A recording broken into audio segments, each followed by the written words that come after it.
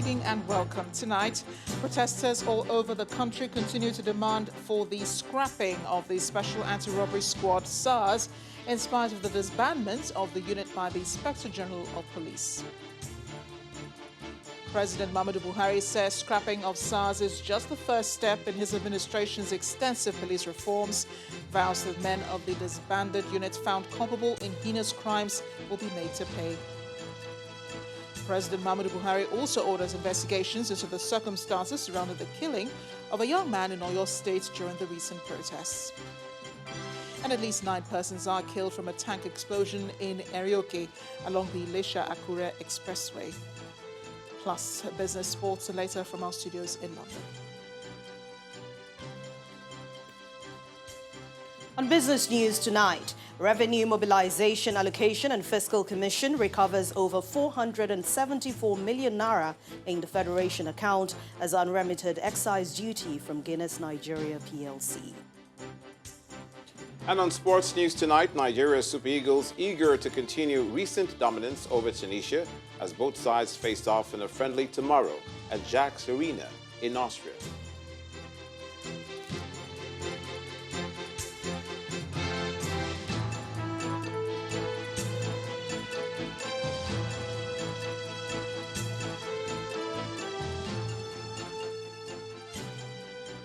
It appears Nigerians are not done with their demand for the scrapping of the Special Anti-Robbery Squad, despite the disbandment of the police unit by the Inspector General of Police in response to several days of protests last week.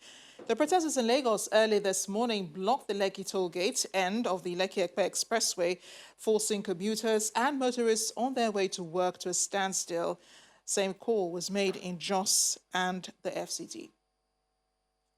The Special Anti-Robbery Squad of the Nigerian Police, otherwise known as SARS, is hereby dissolved across all formations, the 36 state police commands, and the Federal Capital Territory, where they currently exist. It seems Nigerians are not swayed by the pronouncement of the Inspector General of Police appearing to yield to their demands by scrapping the Special Anti-Robbery Squad.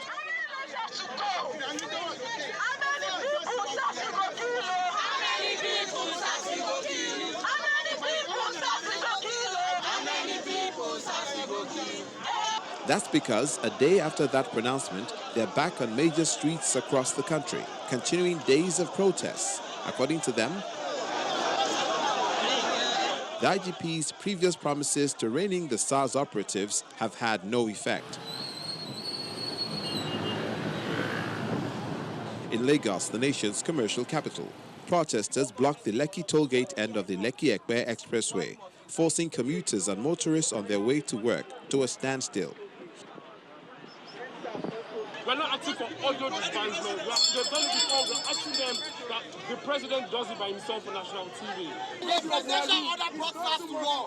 If he wants to remove them, he has to put his signature to it. We're not safe in our own houses. I cannot come out of my house and be afraid if I'm going to come back on it.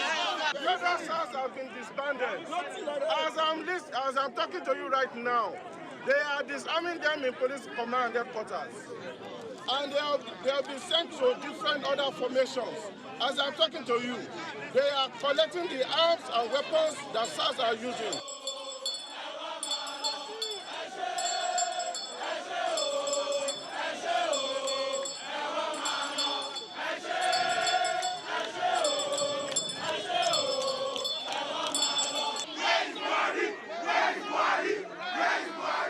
They insist that the president himself should make the pronouncement disbanding SARS by way of an executive order.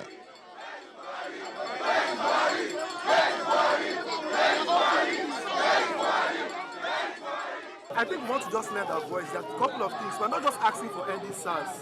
That's one of the problems, right? We're talking about prosecution of those who have killed innocent people. So if we end it and nobody's going to jail, we're not solving the problem. Not even pleas from the Lagos State Governor, Babajide Sanwo-Olu, could stop the protesters. He had mentioned that they are all going to be prosecuted.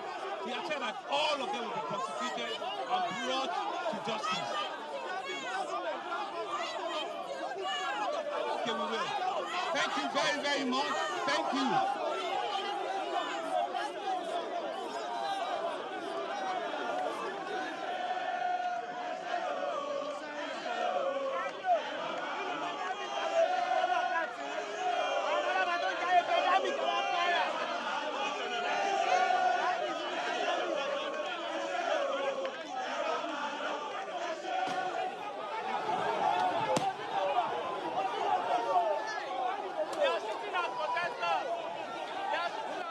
There were similar protests in other parts of Lagos, including Surulere, where protesters alleged they were shot at by police.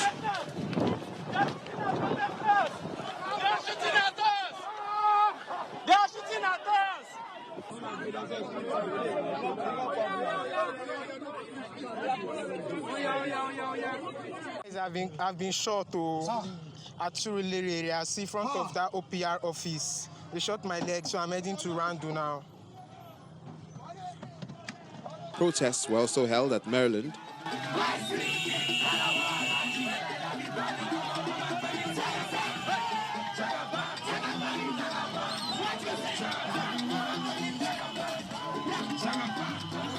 at Djibowu, and the Murtala Mohammed International Airport.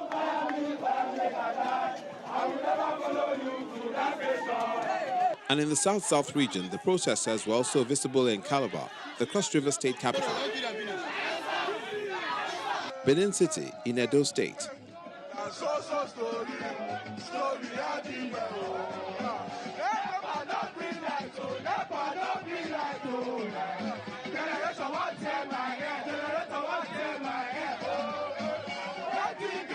and in the southeast from Onitsha in Anambra State.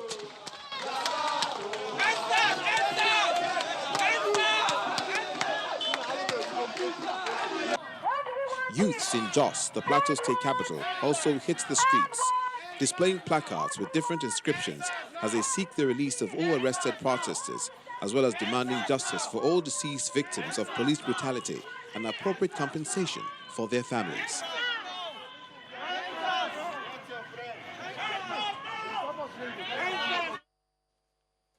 As youths continue to protest over the special anti-robbery squad, despite the dissolution of the squad by the Inspector General of Police, popular Nigerian musician David Adeleke, also known as Davido, has presented a 5-point demand to the police authorities. At a meeting with the Inspector General of Police in Abuja, Davido demands the immediate release of all protesters arrested in Abuja, in addition to justice for the families of all deceased victims. He's also asking the Inspector General of Police to set up an independent body to oversee investigations of police brutality and a compulsory psychological examination of all operatives of the disbanded Special Anti-Robbery Squad.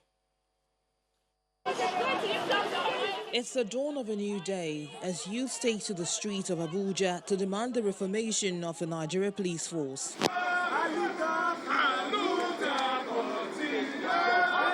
Chanting and singing, the youth insist that the disbandment of SARS is not enough as they call for total reform aimed at ending police brutality. My brother was a victim of SARS brutality. He was walking the street, he was pursued to his death. We found his decomposing corpse in an abandoned well. And I'm saying I don't want another family to go through what me and my family had to go through. We believe that as we are protesting, we should also join forces and pray together. Another group of youth, however, disagrees with the reformation of the police force as they demand a permanent dissolution of SARS.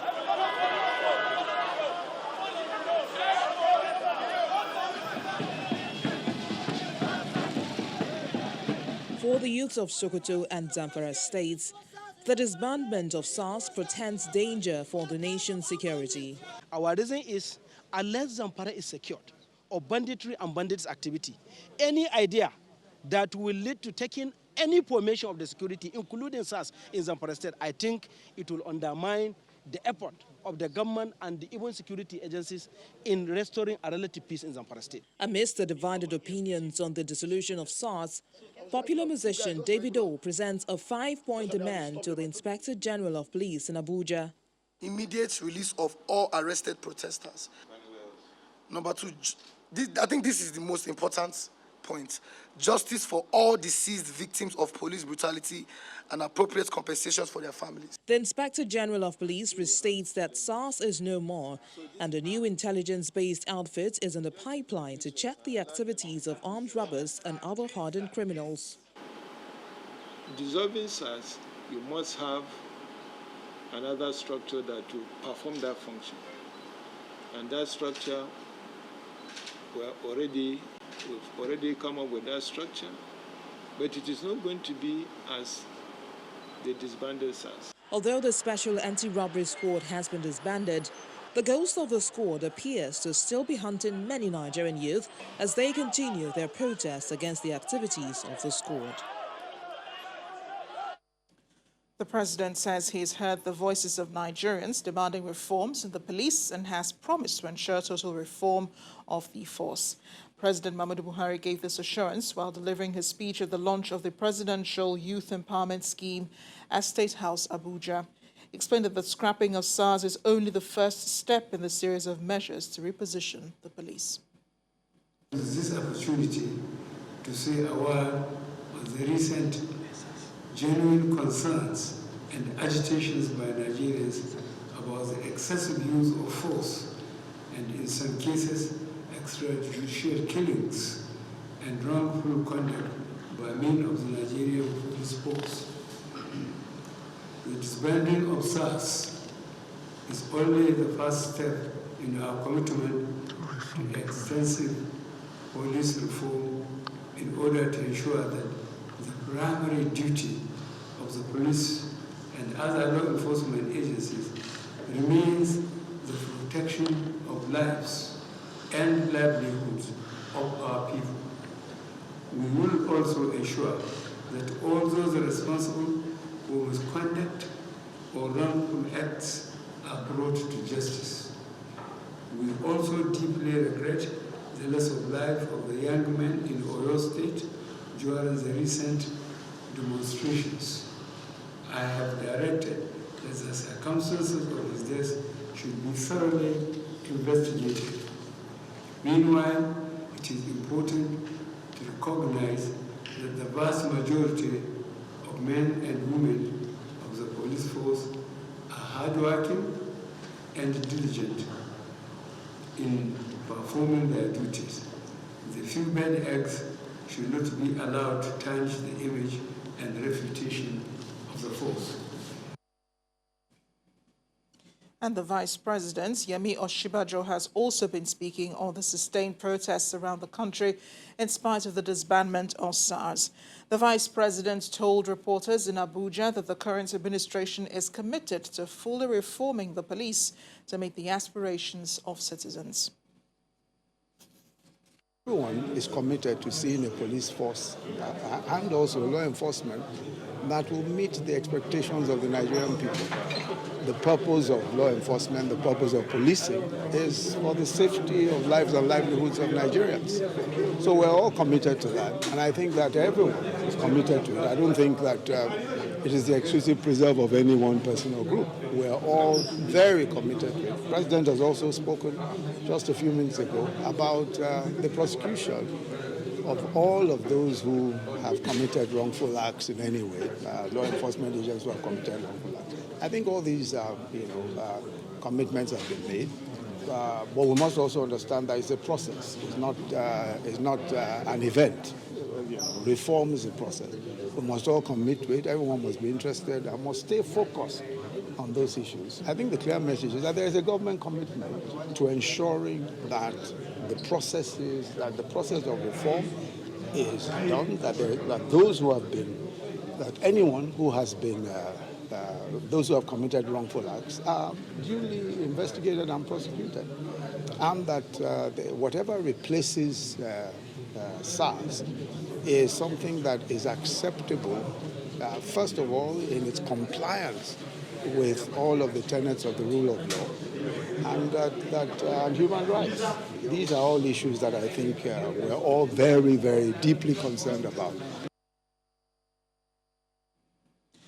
In part two, after the break, we'll have more on the protests around the country. Plus, President Muhammadu Buhari assures of his full support for former Finance Minister Ngozi Okonjo-Iweala in her bid to become the next Director General of the World Trade Organization. Stay with us.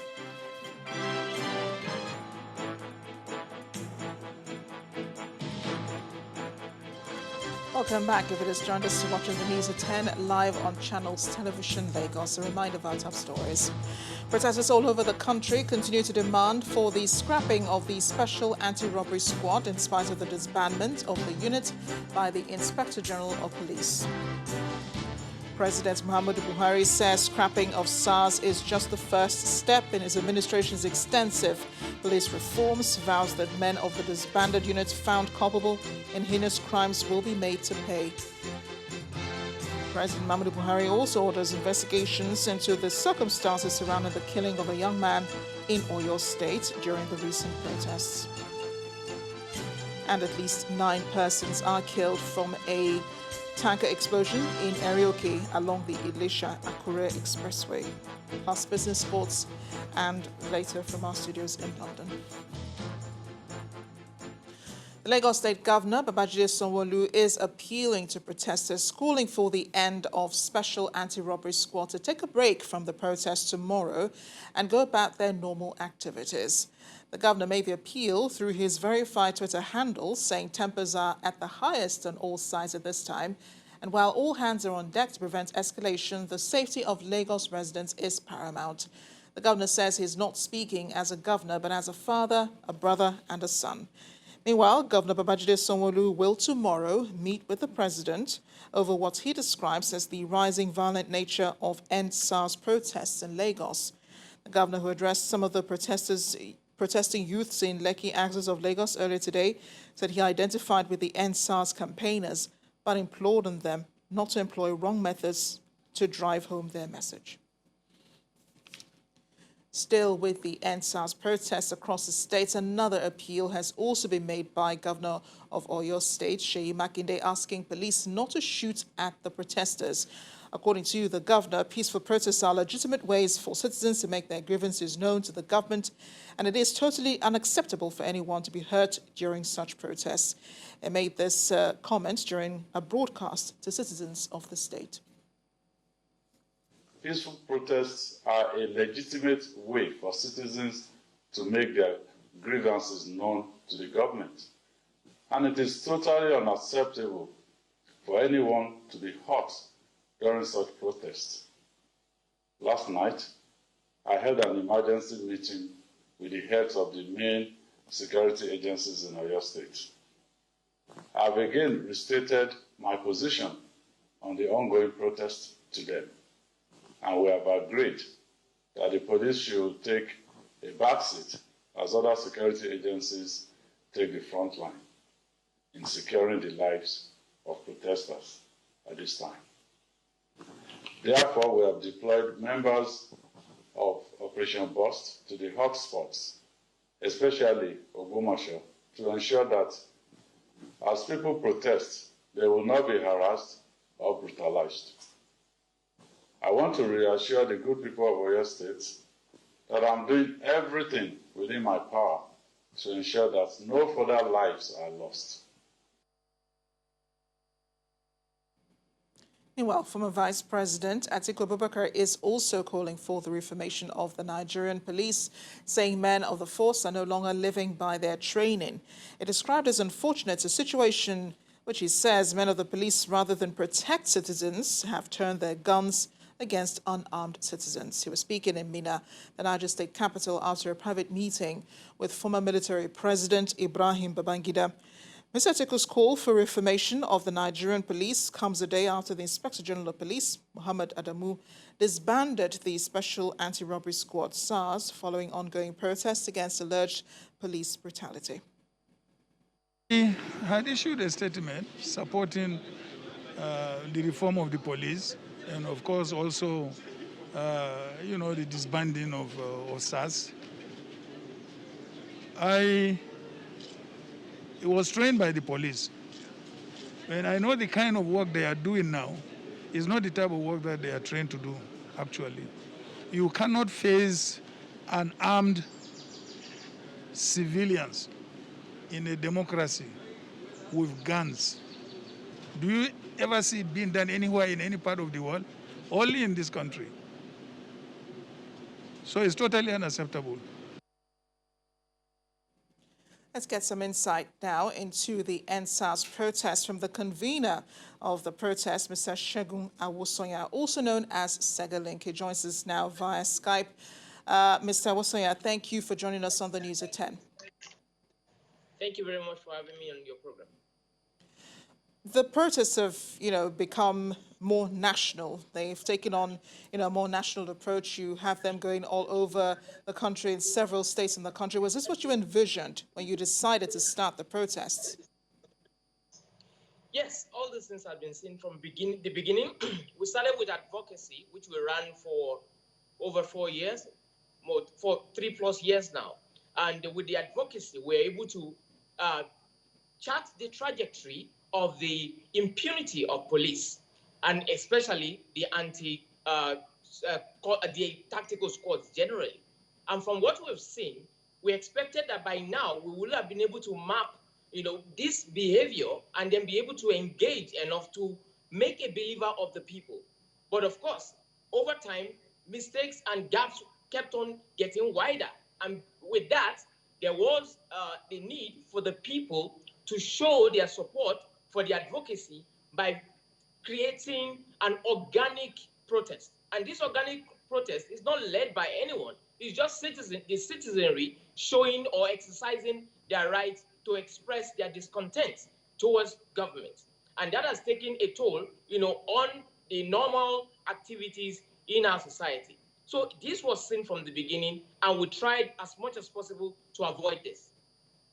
It appears almost every Nigerian has a story linked to the Nigeria Police Force or to members of SARS, but the IGP has announced a disbandment of this unit. Why isn't that enough for the protesters to stop? Why are they continuing the protests?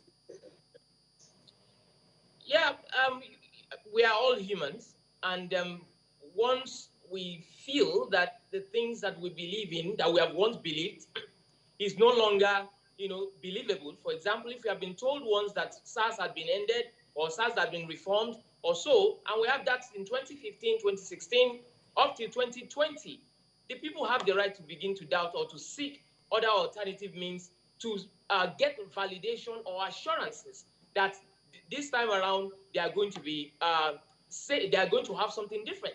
But of course, while we promise one thing on the one hand, we see the actions of police that defeat all the promises that have been made.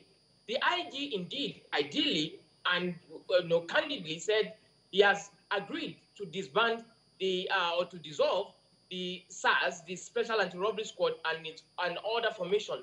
But at the end of the day, when people went out to protest freely, they were getting attacked and shot at by police officers. So this aggravated the entire thing and caused a lot of people to begin to question the level of impunity of police and why authorities are allowing this to thrive. So this is one of the reasons why they are saying, listen, we want every single person who have been arrested to be released, because most of them were just arrested because they are exercising their fundamental human rights.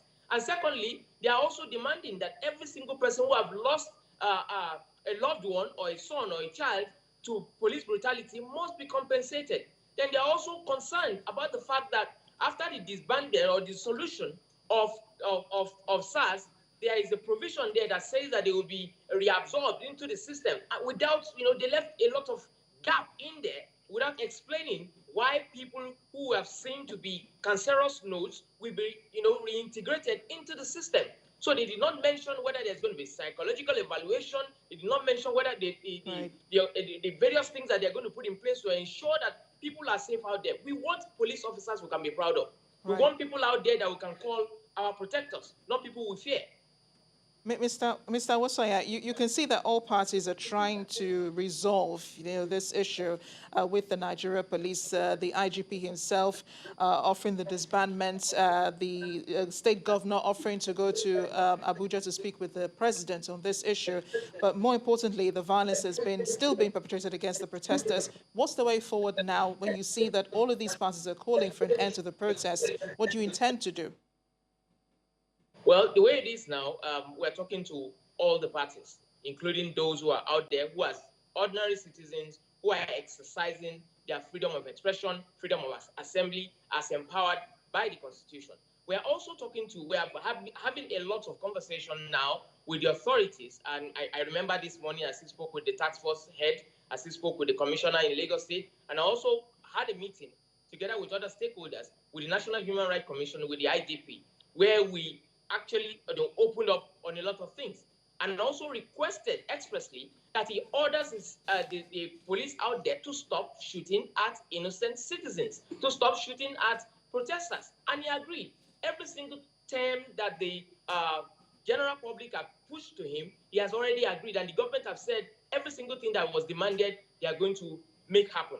And with that, that's a positive thing. But it is not enough for us to say, okay, guys, you can leave the street. We want a situation where this will happen naturally, the same way the protests happen naturally. Let them begin to see goodwill from the side of the government, where their actions are, their words are translated into actions, and from there, people will begin to dissipate and go back home to say, yes, government have finally listened to us, and we can see impact on the street. Police must have restraint. You cannot shoot at your employers. The citizenry of the citizens of this country are your employers. Right. So you are meant to serve and protect them. Yes, and thank you. That's a perfect place to put it. We all hope that this issue be resolved, no more lives lost, and that the Nigeria police begins to really serve the people. Thanks again, Segun Awosanya, for joining us on the News at 10. Thank you. And when the News at 10 returns, Revenue Mobilization, Allocation and Fiscal Commission recovers over 470 million naira in Federation accounts as unremitted excise duty from a private company. We'll have more on business news. Join us again.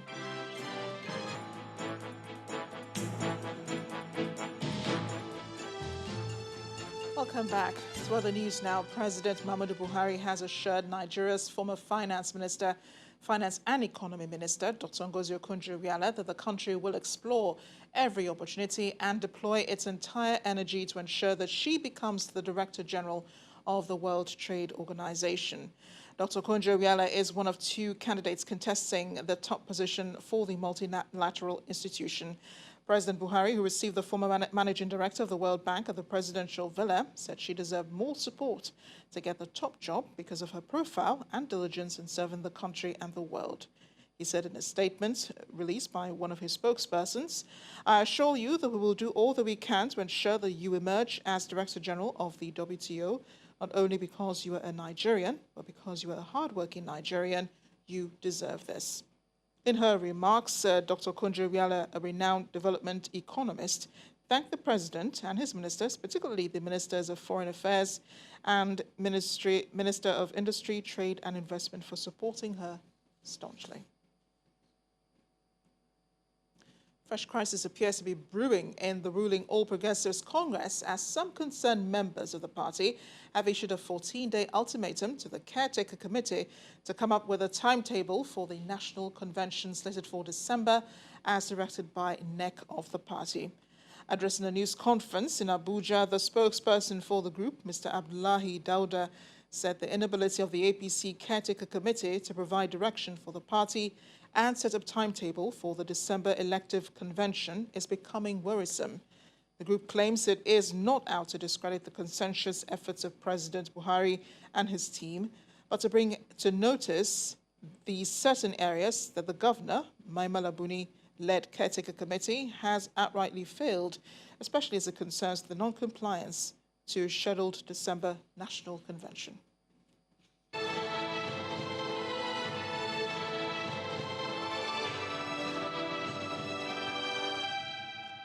Nigeria's Presidential Task Force on COVID-19 has expressed concern over a possible second wave of the virus as the country reopens other sectors of its economy. At the bi-weekly briefing of the task force in Abuja, the PTF asked states to ensure the safety of children as schools reopen across the country. Concerns about the safety of children as schools reopen across the country take center stage at the bi-weekly briefing of the Presidential Task Force on COVID-19 in Abuja. While members agree on the imperative of reopening the schools for learning, the fear of a new wave of the virus dominates the discussions here. The Presidential Task Force is glad that the economy is opening up the more, but we continue to warn that as we continue to study developments in Europe and other parts of the world, no nation can be said to be immune to a possible second wave if the guidelines and protocols are not adhered to strictly. Therefore, Nigerians need to anticipate this and also prepare for it. Though there's evidence to show that younger people appear to be less at risk for COVID-19, low risk does not mean no risk. And we have seen this virus being transmitted in children, even though it's not transmitted as intensively as in adolescents and adults. Meanwhile, the Minister of State for Health insists that the government is focused on reducing infections among health workers. Our response remains to build around our strategy of trace, test, isolate, and treat. In this regard, training of health workers is ongoing across the country on infection prevention and control, contact tracing, and case management. The result of this is that the rate of infection among health workers has reduced, and more cases are being successfully treated and discharged. Nigeria maintains 5th position in highest cumulative cases of COVID-19 after South Africa, Morocco, Egypt, and Ethiopia. Nigeria has so far tested over 554,000 samples, with a record of over 60,000 confirmed cases and 1,115 deaths. The country has also successfully treated and discharged over 51,000 cases from the hospital since the last 7 months.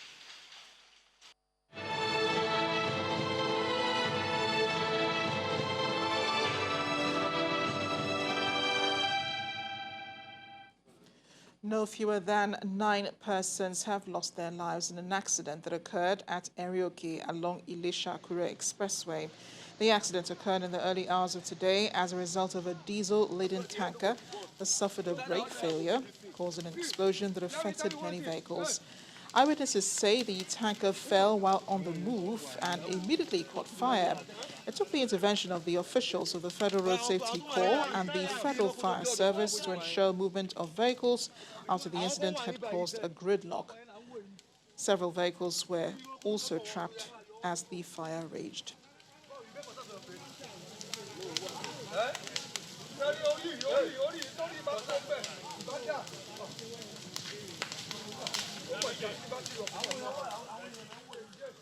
Meanwhile, 3 persons have been killed by suspected bandits at Tashakare in Rafi local government area of Niger State. The gunmen attacked the community in the early hours of today, killing 1 person and injuring 3 others.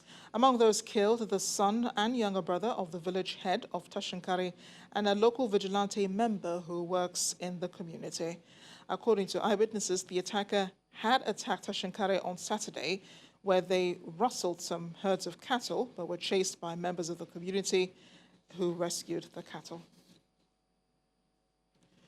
A former director of the Department of Works, Abubakar Tafabalewa University, and a member of the Tafabalewa University, the Bauchi engineer Hassan Sabo, has been killed by assailants in his home last night. He was said to have returned home, which is located at Tudun Salmanu in Bauchi, around 10 p.m. and stepped down to open the gate when an attacker stabbed him several times before carting away his car and other valuables with a registration number. We understand it's a Honda vehicle with a registration number EKY388CP.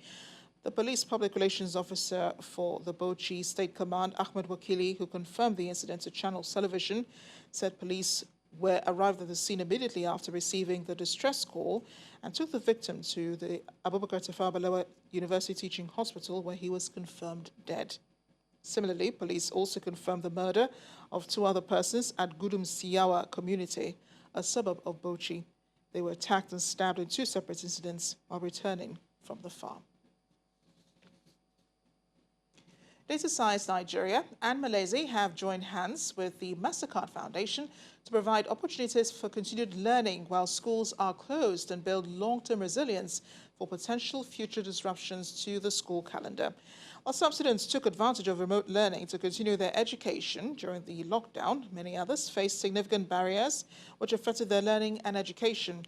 Titled Learn at Home, the initiative was launched via a Zoom meeting and is made possible by the Mastercard Foundation COVID-19 Recovery and Resilience Program. The prolonged school closures caused by the COVID-19 pandemic have left millions of children in Nigeria without any formal school learning over the last 6 months.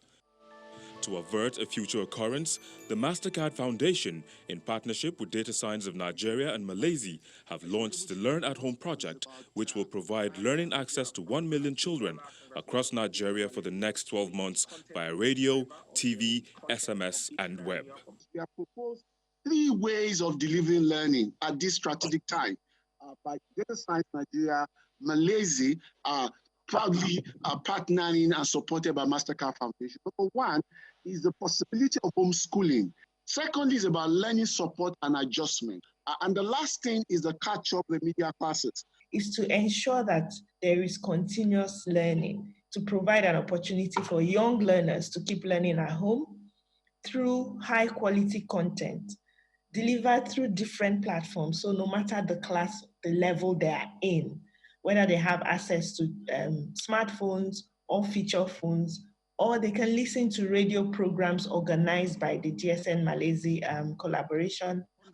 The initiative has since received widespread acceptance nationwide, including from governors of Katsina and Sokoto states and some state education boards. This will greatly assist children and their parents with regards to their learning. We are trying to adopt and adapt with the hybrid system, where we use the traditional way of teaching and learning in classroom with the introduction of technology and other learning platforms. And celebrities too. I'm excited about the Learn at Home initiative, which is aimed at bridging the learning gap for students in Primary 1 all the way to SS3, whose education has been disrupted by our country's efforts to battle this pandemic. The Learn at Home project commences just in time for the back-to-school season. It will help to provide opportunities for continued learning. While schools are gradually being opened, students can log on to www.learnathome.com.ng for the rich educational resources. That is some more business news. Here's Anne Wawudo. Banking so easy, so simple. Dial *894# now to experience it. You first, First Bank. Thanks a lot, Amarachi. Welcome to Business News. The Revenue Mobilization, Allocation and Fiscal Commission has recovered over 474 million naira into the Federation account from a private company as unremitted excise duty. In a statement released today, the chairman of alias Mbam says the move is part of the progress recorded by the Commission's verification exercise on selected manufacturing companies in Nigeria which pay excise duty into the Federation account. The domestic stock market has opened the week on a bearish note as total volume of shares transactions today declined by 3.9% at the close of trading. Layo Adegoke has the details for us.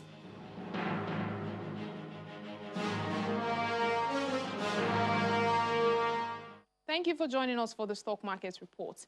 In what appears to be a bearish start for the stock market this week, equities trading on the NSE ended Monday's session with a hangover of profit-taking recorded in 3 consecutive sessions last week.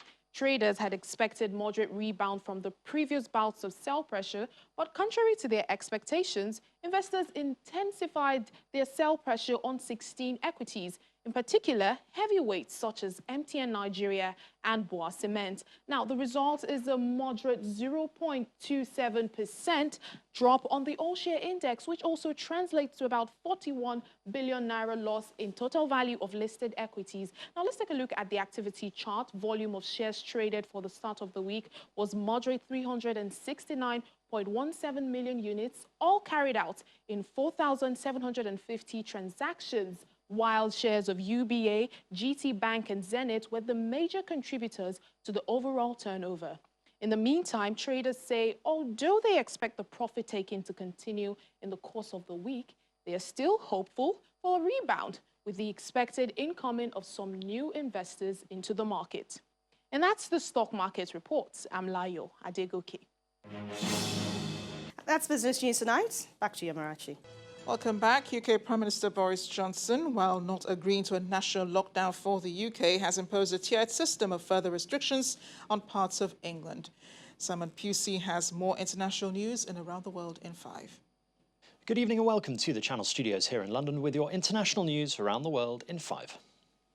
Donald Trump's Supreme Court nominee, Amy Coney Barrett, has appeared before the Senate Judiciary Committee for what could be a fiery confirmation hearing over the next 4 days. The hearing to confirm Judge Amy Barrett to the Supreme Court will now begin. The 48-year-old conservative jurist has vowed to judge legal cases impartially. Democrats, though, have criticized the moves by Republicans to force the confirmation ahead of the presidential election.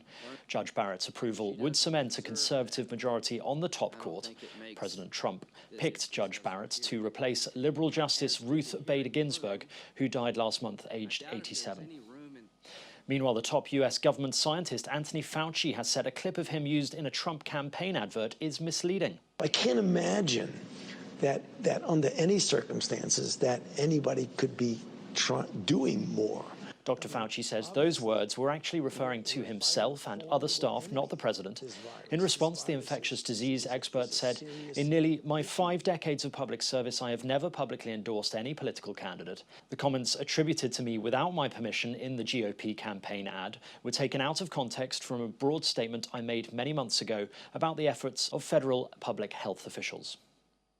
The Chinese city of Qingdao is testing its entire population of 9 million people for COVID-19 over a period of 5 days.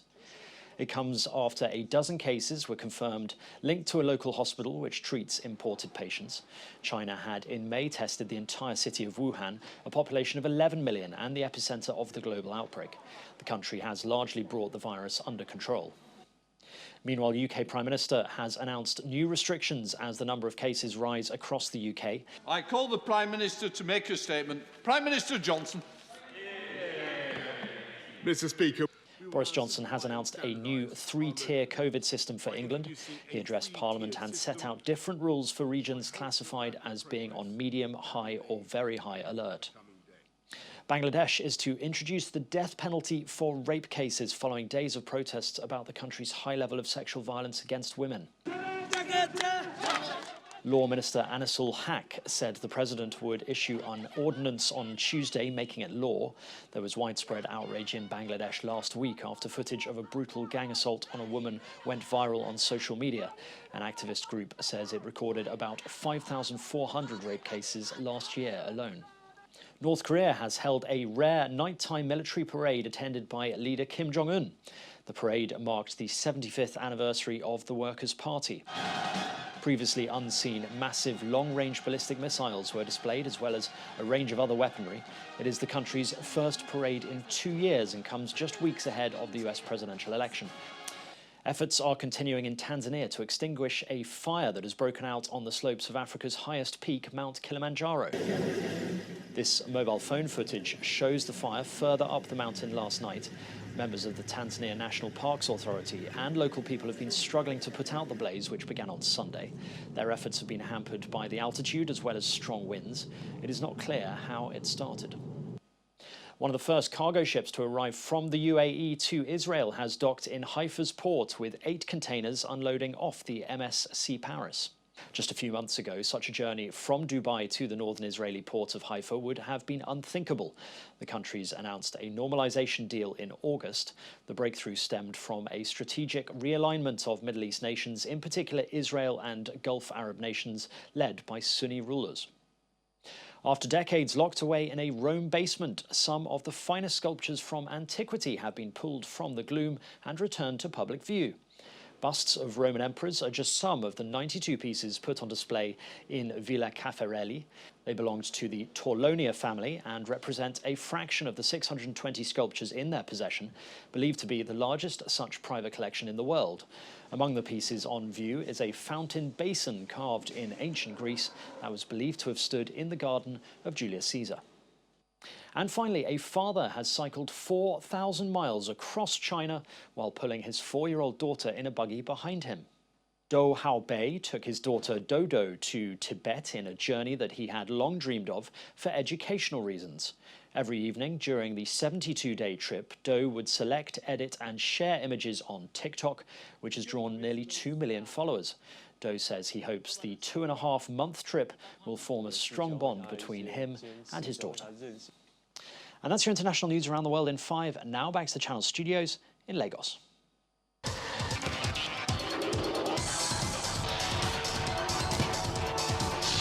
Thank you, Simon. Nigeria Super Eagles are all set for the friendly against Tunisia's Carthage Eagles at the Jacques Le Mans Arena following the fresh round of COVID-19 tests conducted on players and officials today. All 24 players in camp were involved in Monday's evening's training session and are available for selection.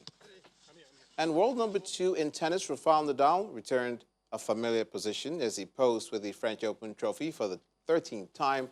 Nadal admits that the absence of spectators due to the COVID-19 crisis will make him tone down his celebrations. That's it on Sports News. Amarachi, back to you. The main news again, protesters all over the country have continued to demand for the scrapping of the Special Anti-Robbery Squad in spite of the disbandment of the unit by the Inspector General of Police. That's the news at 10 tonight. Thanks for watching. I'm Amarachi Ubani. Good night.